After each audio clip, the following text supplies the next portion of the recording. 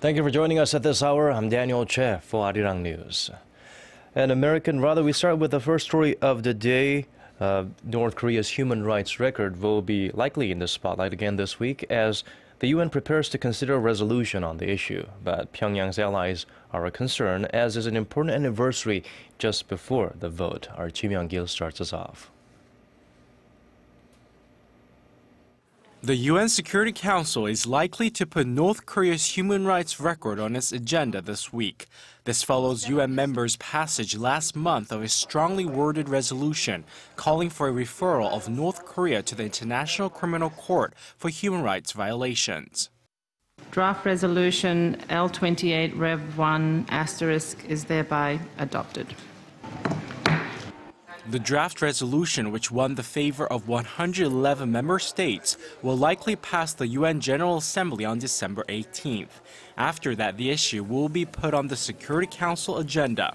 If the Security Council adopts the resolution, Pyongyang could be referred to the ICC. But only the Security Council can refer cases to the ICC. That means the chances that Pyongyang will be referred are slim, as China and Russia, 2 of the 5 veto-holding permanent members, are expected to reject a referral. Earlier this month, 10 of the 15 council members signed a letter calling for the North Korean human rights issue to be placed on the Security Council agenda for debate. North Korea's allies, China and Russia, did not sign. We don't think the UN Security Council is the right place to discuss human rights problems. Referring human rights issues to the ICC won't solve any problems. One concern is that if the Security Council passes the resolution on December 18th, Pyongyang could respond with anger, as it did last month. North Korea's Vice Minister of Foreign Affairs said the campaign staged by the United States and its followers in their attempts to eliminate the state and social system of the DPRK is compelling us not to refrain any further from conducting nuclear tests. Another concern is that the day before the final vote on the resolution, December 17th, is the 3rd anniversary of the death of former North Korean leader Kim Jong-il. Myung-kil, Arirang News. An American citizen who says he entered North Korea illegally slammed U.S. policies at a press conference on Sunday in Pyongyang. 29-year-old Arturo Martinez of El Paso, Texas, said he entered North Korea in November by crossing the Yalu River between North Korea and China. He criticized the U.S. for alleged human rights violations and illegal wars, naming the Iraq War as an example. He also blasted the U.S. economic system and called wealthy people in power sociopathic megalomaniacs. According to his mother, Martinez is bipolar. It is not known whether Martinez was used for propaganda purposes, and his legal status in North Korea is unclear. Also unknown is whether he is free to leave the country. The South Korean government, meanwhile, is seeking ways to improve the current frosty relations with North Korea as the year draws to a close. Seoul plans to start talks on resumption of a suspended tour program to Mount Kumgang in North Korea and reunions for families separated by the Korean War. Meanwhile, a group of South Korean firms continues to call for a lifting of the so-called May 24th sanctions on North Korea, which has suspended all inter-Korean economic projects, all but joint Kaesong Industrial Complex project. The sanctions were imposed on Pyongyang after a deadly torpedo attack on a South Korean warship back in 2010. South Korean government officials have acknowledged that the May 24th sanctions acted as one of the biggest obstacles to mending ties with Seoul and Pyongyang. Moving over to outside of Korea, in Japan, in that country, the Prime Minister there, Shinzo Abe, and his coalition appear headed for a decisive victory in the nation's general elections. Exit polls suggest Abe's Liberal Democratic Party and its partner Komeito could win a 2/3 majority in the lower house of parliament. Abe decided last month to dissolve the lower house and called the election cast as a referendum on his economic policies 2 years early. Abe came into office vowing to revive Japan's slumping economy and has promoted his Abenomics as the best option for doing just that. The question now is whether he will continue his conservative agenda, including revisions to the nation's pacifist constitution and attempts to whitewash history. Oil prices continue to fall here in Korea, giving those in the transport industry a reason to celebrate the good times. Unfortunately, it also means that other industries aren't faring that well. Our Shin Se-min tells us more. Drivers have been happy lately, as the benchmark oil price has been on the decline, closing a little below $58 a barrel on Friday, a drop of 46% below its late June high for the year. Industries that rely on oil, like shipping and airlines, have been reaping the savings, as have businesses related to IT, like semiconductors and display panels. Low oil prices could also eventually boost the auto industry, inducing more drivers to buy larger vehicles. In the U.S., the international oil price can be directly linked to the rising consumer spending, so businesses that export IT products and vehicles to the U.S. can expect some benefits. But not everyone is smiling. The refining industry is suffering, and the shipbuilding industry and domestic construction companies are seeing a drop in overseas orders. The drop in oil prices causes an increase in real income, eventually revitalizing consumption. But at a time when consumer sentiment is stagnant, the increase may not be directly related to consumption. The impact of the oil price drop on the Korean economy remains to be seen. Industry watchers say a strategy for making use of current oil prices is needed before oil prices bounce back up.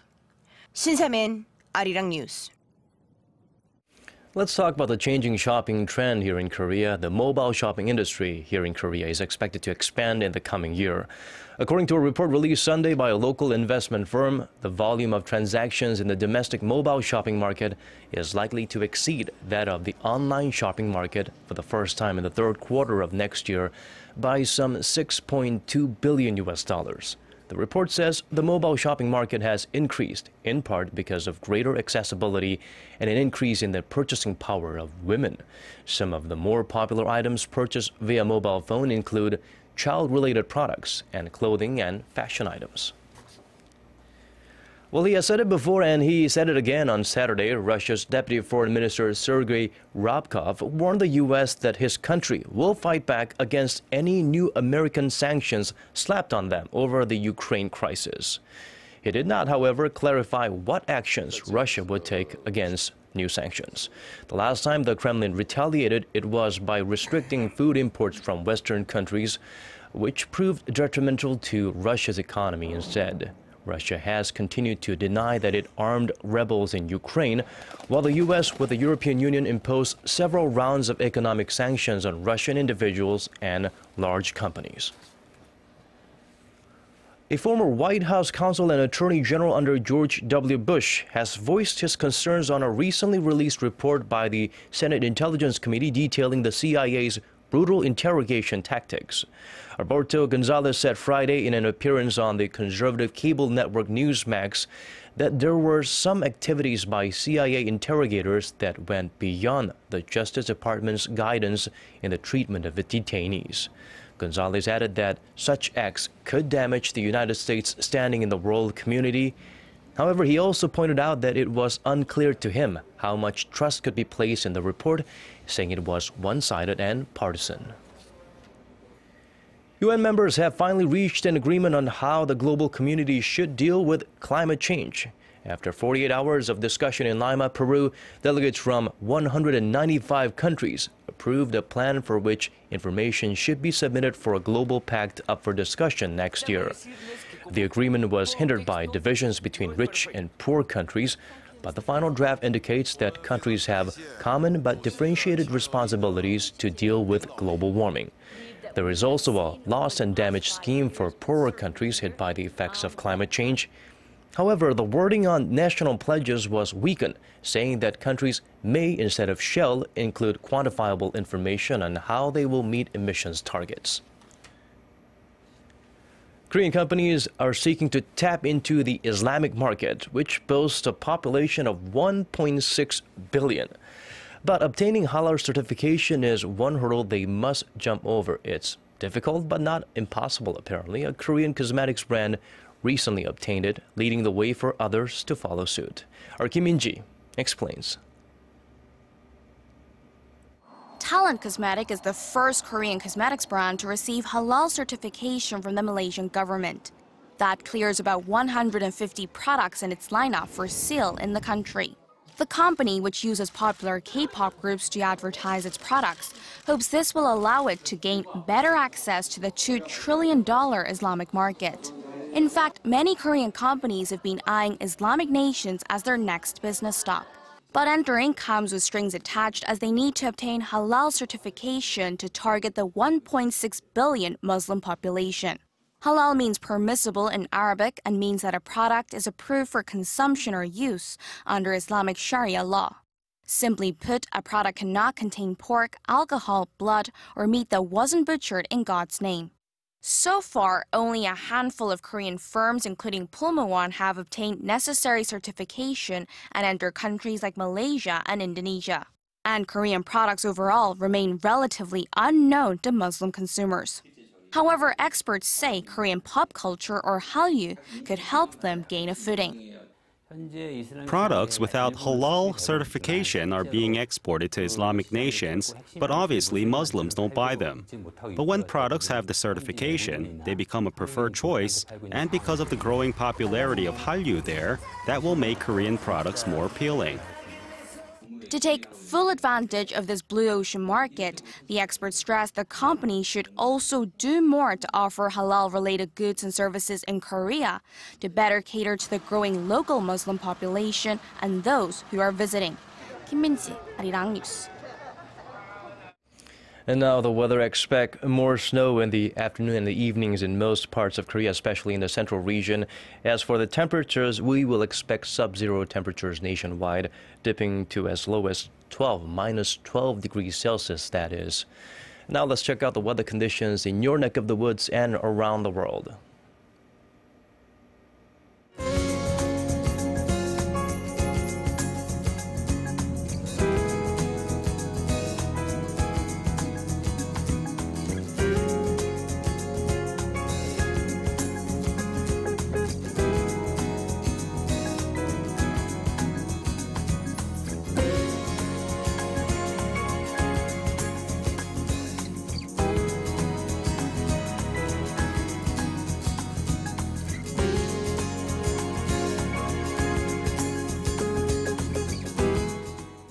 And we've come to the end of our newscast. Thank you so much for staying with us. Do have a great start to your week.